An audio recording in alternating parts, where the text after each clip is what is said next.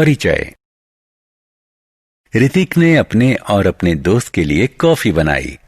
उसने 100 मिलीलीटर पानी, 2 चम्मच चीनी, 2 चम्मच कॉफी पाउडर और 100 मिलीलीटर दूध इस्तेमाल किया।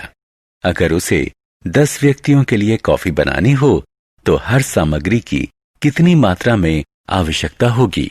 यदि हर सामग्री को 5 से गुणा करें तो वो 10 व्यक्तियों के लिए कॉफी बना सकता है। इसी तरह की स्थितियां हमारे सामने भी आती हैं, जिनमें हम देखते हैं कि एक की मात्रा में अंतर से दूसरे की मात्रा में अंतर पड़ता है। उदाहरण के लिए, अगर खरीदी गई किताबों की संख्या बढ़ती है तो उनकी कुल कीमत भी बढ़ जाती है। आप जितनी अधिक कसरत करते हैं उतने ही सुडौल हो जाते हैं।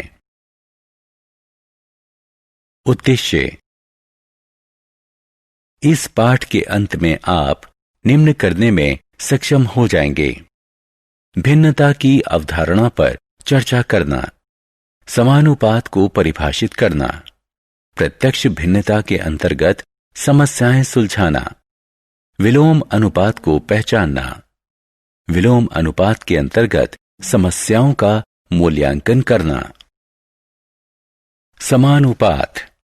यदि 1 लीटर दूध की कीमत 9 रुपए है तो 5 लीटर दूध की कीमत क्या होगी? जवाब है 45 रुपए। इसी प्रकार हम 7 लीटर या 9 लीटर दूध की कीमत निकाल सकते हैं। यदि दूध के लीटर बढ़ते हैं तो कीमत भी इस तरह बढ़ती है कि अनुपात स्थिर रहता है। उदाहरण, मान लो एक जीप 4 लीटर पेट्रोल में 50 किलोमीटर चलती है तो 8 लीटर में कितना चलेगी? उत्तर है 100 किलोमीटर। हमने इस उत्तर के लिए गणना इस प्रकार की: 4 लीटर पेट्रोल में 50 किलोमीटर दूरी तय की।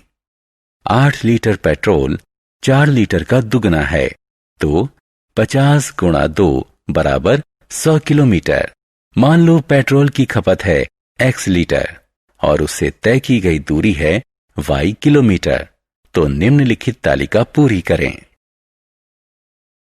समानुपात। जैसे जैसे x बढ़ता है वैसे वैसे y का मूल्य भी इस तरह से बढ़ता है कि अनुपात x बटे y नहीं बदले, ये स्थिर, मान लीजिए k रहता है। x और y समानुपात में हैं यदि x बटे y बराबर k या x बराबर ky। पिछले उदाहरण 4 बटे 50 बराबर 8 बटे 100 में, जहां 4 और 8 लीटर में उपभोग किए गए पेट्रोल की मात्राएं x हैं और 50 और 100 किलोमीटर में तय की गई दूरी y है। जब x और y समानुपात में हैं तो हम लिख सकते हैं x1 बटे y1 बराबर x2 बटे y2। y1 y2 घटा y के मूल्य हैं जो क्रमशः x1 x2 के अनुपात में हैं।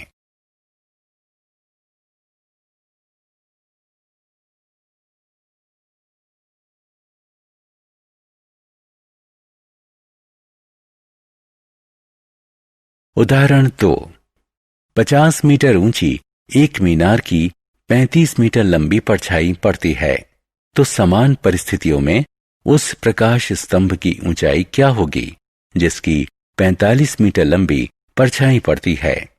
हल।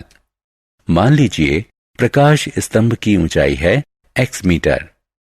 हम तालिका बनाते हैं जैसे कि नीचे दिखाई गई है। ऊंचाई जितनी अधिक होगी परछाई उतनी ही लंबी होगी, इसलिए ये हुआ समानुपात। हम निम्नलिखित संबंध अपनाएंगे। प्रकाश स्तंभ की ऊंचाई है 64.2 मीटर। यह संबंध इस प्रकार लिखा जा सकता है: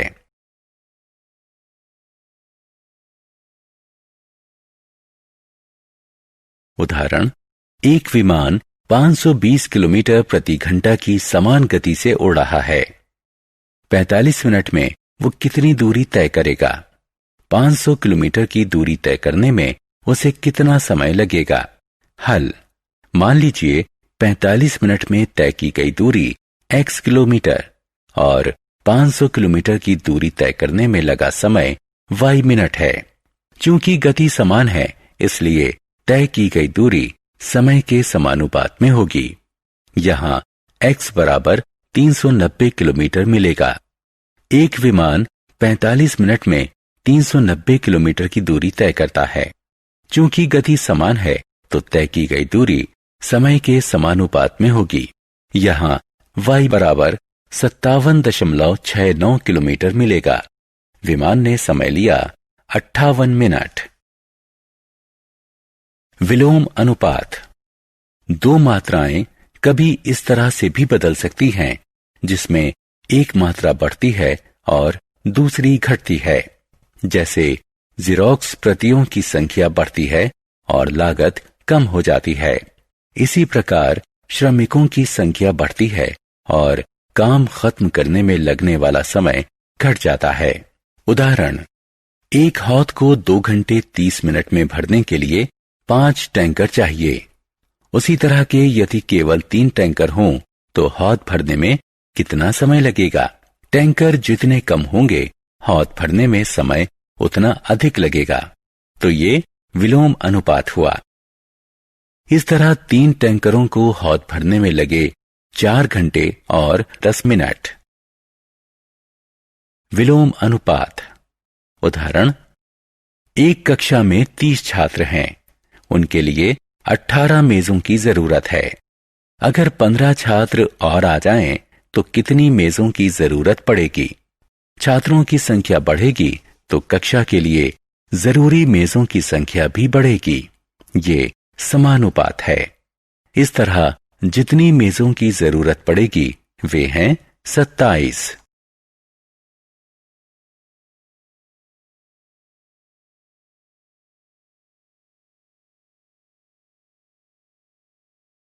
सारांश। आइए हमने जो कुछ सीखा है उसे संक्षेप में दोहराएं। अगर दो राशियां x और y इस तरह एक साथ बढ़ती घटती हैं कि उनके समकक्ष मूल्यों का अनुपात स्थिर रहे, तो वो समानुपात में मानी जाती हैं। अगर x बटा y बराबर k है, यहाँ k सम संख्या है, तो कहा जाएगा x और y समानुपात में बदलते हैं। ऐसे मामले में यदि y के मूल्य y1, y2 है, जो क्रमशः x की x1 और x2 के मूल्य के समकक्ष है, तो x1 बटा y1 बराबर x2 बटा y2। दो राशियां x और y विलोम अनुपातिक कही जाती हैं अगर x में वृद्धि होने से y में अनुपातिक गिरावट और इसके विपरीत भी इस तरह आती हो कि उनके समकक्ष मूल्यों का परिणाम स्थिर रहे। अर्थात अगर xy बराबर k है, तो कहा जाता है कि x और y में विलोम अनुपातिक बदलाव होता है।